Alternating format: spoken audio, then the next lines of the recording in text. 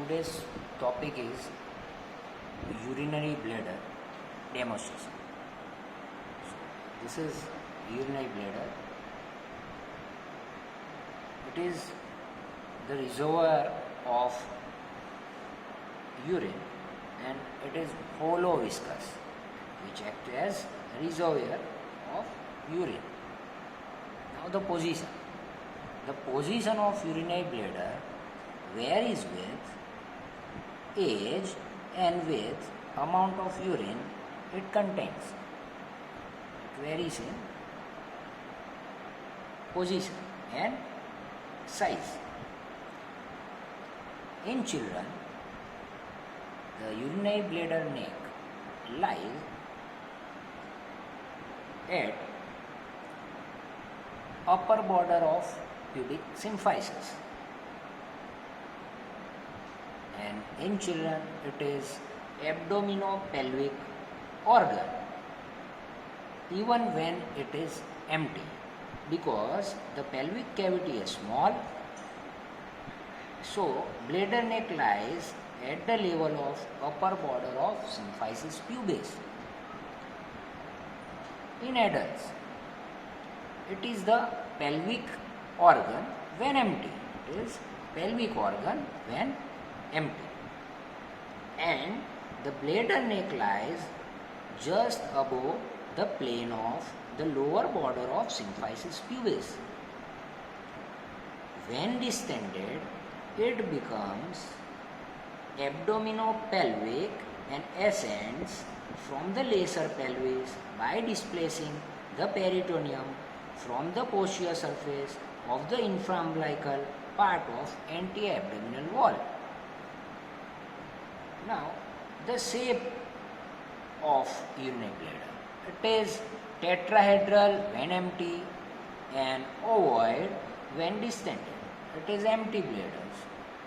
We are all reference of urinary bladder are in relation with empty bladder when its shape is tetrahedral.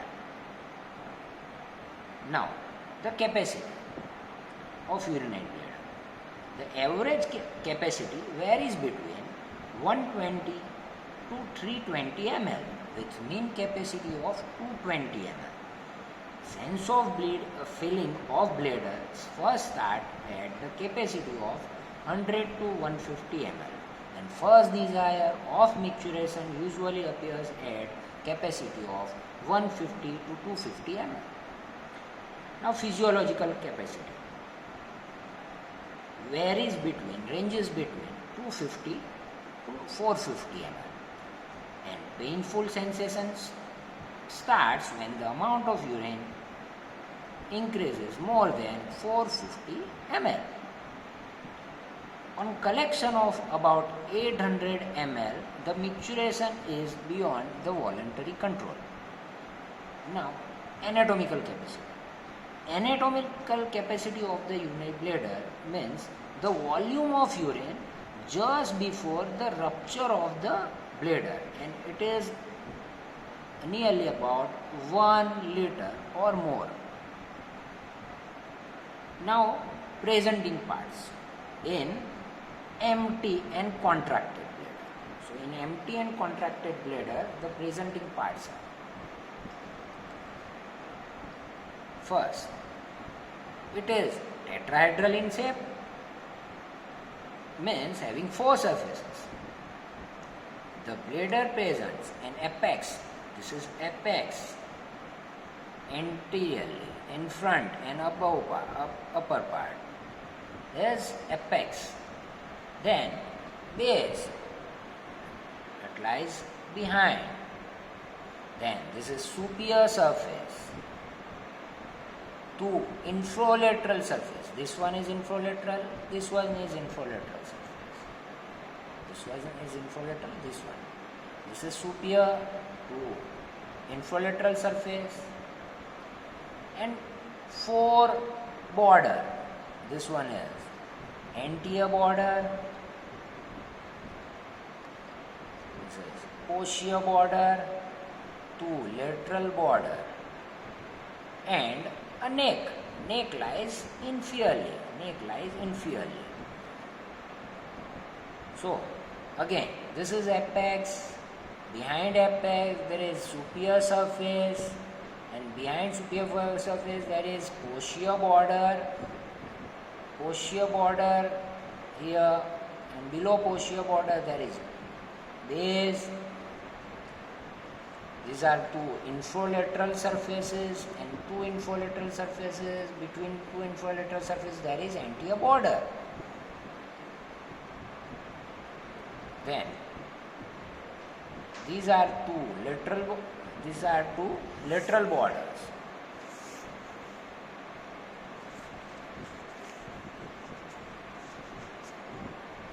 This one is lateral border, this one is lateral border. So this is superior surface, this is infralateral surfaces. Now we will go and step by step to see the other parts of bladder in detail. So this is apex. It is directed forward. It is directed forward to upper part of symphysis pubis and gives attachment to median umbilical ligament. This gives attachment to median umbilical ligament, which extends up to the umbilicus. This one. This one is base. Okay. It is directed backward and downward and triangular in outline. In both sexes, the base is non-peritoneal, except in male, where its upper part is covered with peritoneum up to the upper end of seminal vesicle. Here are the seminal vesicle. Here are the seminal vesicle. Here are tubular structures. This is known as seminal vesicles. This one. A non-peritoneal area of base is known as external trigon. Non-peritoneal area of base is known as external trigon. Now, relation of base in male. Here, posteriorly, it is ampulla of rectum, which is separated from upper part by rectovesical pouch of peritoneum. Rectovesical pouch of peritoneum in upper part. These are what we are discussing, relation of base. In male, ampulla of rectum separated from upper part by rectovesical pouch, and in lower part there are pair of seminal vesicle. Here, these are seminal vesicle and ampulla of vas deferences. Here, this is seminal vesicle. This is base. This is seminal vesicle. This area is base. This is seminal vesicle too, and this is ampulla, terminal dilated part of vas deferens is known as ampulla. Plus rectovesical fascia, fascia between rectum and urinary bladder is known as rectovesical fascia of Denenwiller. Now, in female, if this is male bladder, if in female, upper part of anterior vaginal wall, posterior upper part of anterior vaginal wall and anterior surface of supravaginal part of cervix, means posterior it is vagina and cervix. Posterior it is vagina and cervix. Now, relations over superior surface. This is superior surface. Here, that is superior surface. It is triangular and mostly covered by peritoneum. In relation, there are sigmoid colon, coils of small intestine, and in female, anterior surface of antevertebral uterus, like that. Oh, fine, it fits like that. Anterior surface of antevertebral uterus, it will fill like that. Okay. Now, infralateral surface. These two are infralateral surfaces. Each surface is directed downward and laterally and mostly non-peritoneal. Relation. In relation, here anterolateral, anti-aspect and lateral aspect. Relation. Infralateral surfaces relation. Anteriorly, pelvic surface of body of pubis and pubic symphysis. Fascia on lateral aspect. Fascia covering levator ani and obturator internus over both sides. This side levator ani and obturator internus. This side levator ani and obturator internus. The above mentioned means this mentioned structure are separated from bladder by a peritoneal space, potential space. Separated by a potential space, and it is known as space of Retzius. Space of Retzius. Now, what is space of Retzius? It is a horseshoe-shaped potential space which intervenes between anterolateral pelvic wall and sides of bladder and prostate.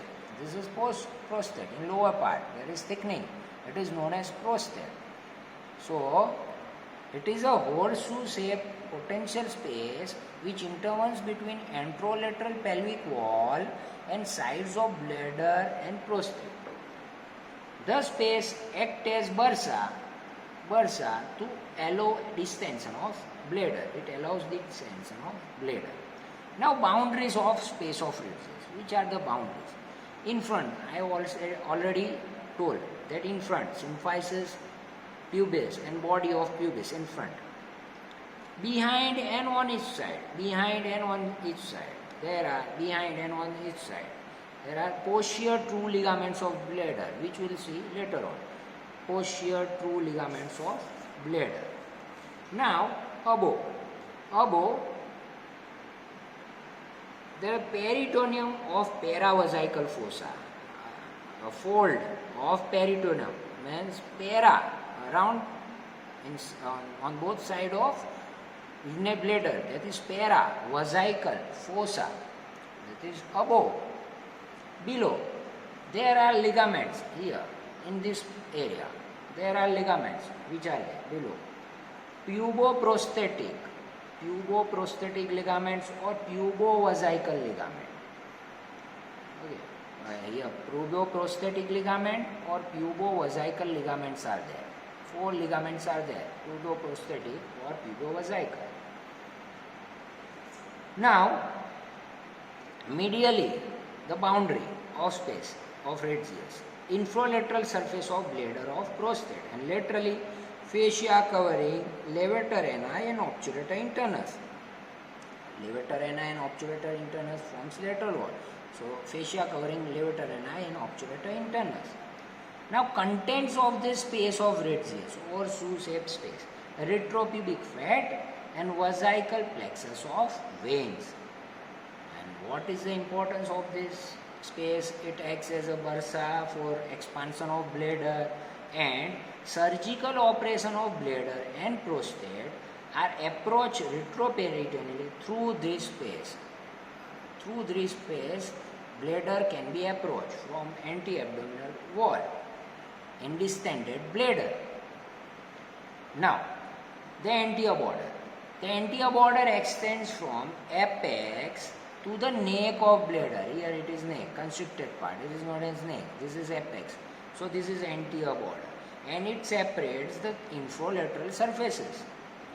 Now posterior border. Here it is the posterior border. It separates the superior surface from base. Okay. And extends between 2 ureter. Here there will be 2 ureter, entry of 2 ureter. So, between superior surface and base, there is posterior border here. Now, lateral border. Each border separates the superior surface from infralateral surfaces. These are the lateral borders. Now, neck. This is male bladder, so there is constriction over lower part, and this is prostate. Right. So, neck. The anatomically, neck is defined as lowest point from which the urethra begins. Is known as neck. In male, The bladder neck is surrounded by base of prostate. In this specimen, base of prostate surrounds the neck, and in female it lies a lower level and comes in direct contact with superficial fascia of urogenital diaphragm. Means in female the neck lies at somewhat lower level.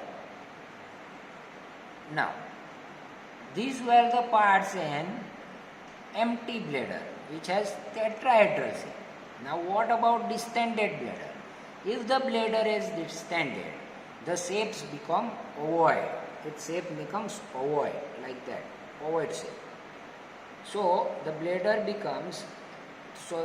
has antroinfy aspect. It expands and forms ovoid in shape. So the bladder presents following part: antroinferior surface, postroinferior surface, two lateral surface, a summit means upper part, a summit, a base and neck, base and neck. So which are the parts?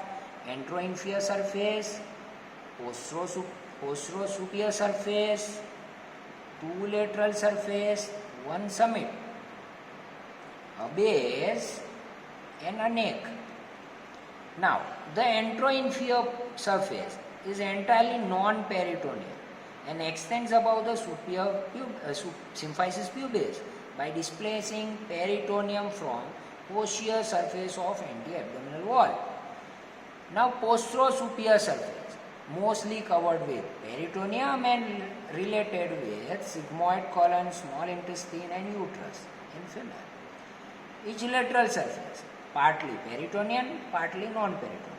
Now, the summit of distended bladder situated behind the apex. Summit situated behind the apex. So, summit will be like this. And separated from anti-abdominal wall by pre-vesical pouch of peritoneum. Pre-vesical pouch of peritoneum in distended bladder. And base and neck are fixed. Now, ligaments of bladder. Which are the ligaments of bladder? The bladder has 9 true ligaments and 7 false ligaments. Which are they? What are true ligaments?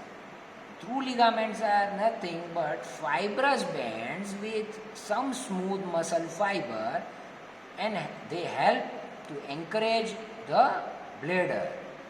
And true ligaments are 9 in number, out of which one is developmental. Which one is this? One is median umbilical ligament. Median umbilical ligament. Here, it extends from apex of bladder to umbilicus, and it is remnant of urachus and developed from allantois. Median umbilical ligament. Now, for puboprostatic or pubovesical ligament, two medial here, two medial puboprostatic or pubovesical. In female, puboprostatic will be replaced by pubovesical. So, two medial ligament which extend from bladder neck to symphysis pubis. Two lateral ligament, puboprostatic or pubovesical lateral ligament extend from bladder neck to anti-end of tendinous arch. Tendinous arch lies on lateral aspect of pelvic fascia. A pair of lateral ligaments. So, one is this median umbilical, two medial puboprostatic or pubovesical, two lateral puboprostatic or pubovesical, that is 5 total. Now, 6 and 7. A pair of lateral ligament extends as a sheet from infralateral surface of bladder to tendinous arch of pelvic fascia. Okay, tendinous arch. Tendinous arch is formed over obturator internus muscle, and from it the levator ani muscle or pelvic diaphragm muscle arises. Okay, tendinous arch on both sides. So, from infralateral surface to tendinous arch, pair of lateral true ligament extends. A pair of posterior true ligaments. Here, each extend as a sheet from the side of base of bladder to lateral pelvic wall. Here, posteriorly, they goes posteriorly. Here. Now, false ligament. There are the false ligament are only peritoneal folds, and which are 7 in number. These are peritoneal folds, anteriorly. First is median umbilical ligament and pair of medial umbilical ligament. One is median umbilical and two medial umbilical. One is median, that is single median umbilical ligament, and a pair of medial umbilical ligament. So the median umbilical fold covers the median umbilical ligament.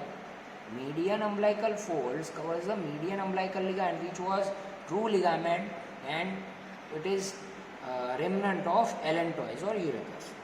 Now each medial umbilical fold covers the obliterated umbilical artery, So these are three: one median umbilical fold, two median umbilical fold. Now laterally, a pair of lateral false ligament extend from bladder to lateral pelvic wall and from the floor of paravesical fossa. So these are lateral false ligament here, like this. Now posteriorly, a pair of sacrogenital fold which extend from lateral angle of base of bladder to the third sacral vertebrae. That is known as sacrogenital. So one is median umbilical, two medial umbilical, two lateral umbilical, and two sacrogenital. Means 7 false ligament. Now what forms the bladder bed? So it consists of number of structures. Which are they? Symphysis, pubis, body of pubis, fascia of levator ani, obturator muscle here, then ampulla of rectum and anterior wall of vagina in female, base of prostate and superior surface of urogenital diaphragm here. So all these structures form base of bladder bed. Okay. Now we will study the interior of bladder. So we have to cut open the bladder. This one. So this is open bladder. We have cut it from lateral border here. This is superior surface. This is apex. These are infralateral surfaces. So we have open. So this is interior. So you can able to see rugies or multiple folds here. Why they develop? Because they develop from loose attachment of muscular tissue in it. Detrusor muscle in wall of urinary bladder forms this loose rugies. Okay, they are temporary. When the bladder expands, it will disappear. Now, one more terminology known as trigone of bladder. What is trigone of bladder? Or internal trigone. It is seen on inner aspect of base of bladder. This is base of bladder. So inner aspect of base of bladder, where the mucous membrane is tense.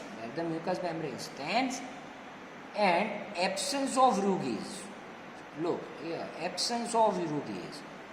And in it, this triangle, it is known as internal trigone. This is apex, directed downward and forward and formed by internal urethral orifice.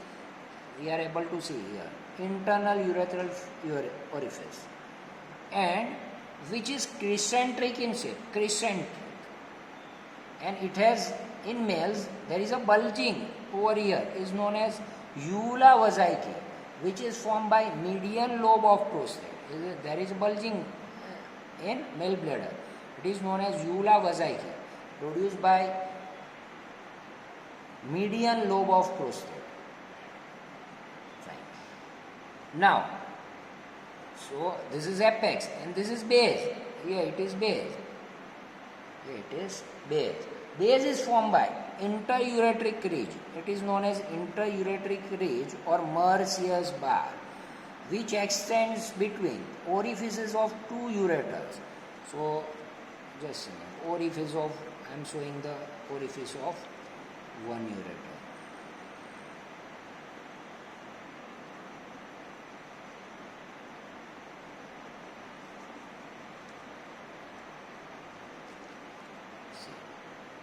Here it is orifice of one ureter, this one ureter, and it will be another ureter.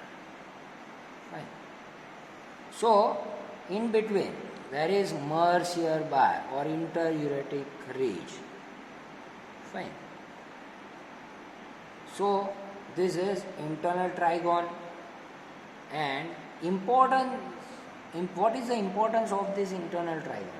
It is the most fixed and dependent part of urinary bladder, which is richly supplied by blood vessels and nerves, and it is developed from mesoderm.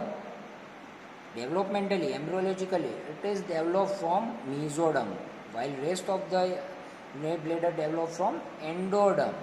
Fine. So, mesoderm development of internal trigon. Rugis are absent, most fixed and dependent part of bladder. So, these are the some points about external features. So, these are ureter.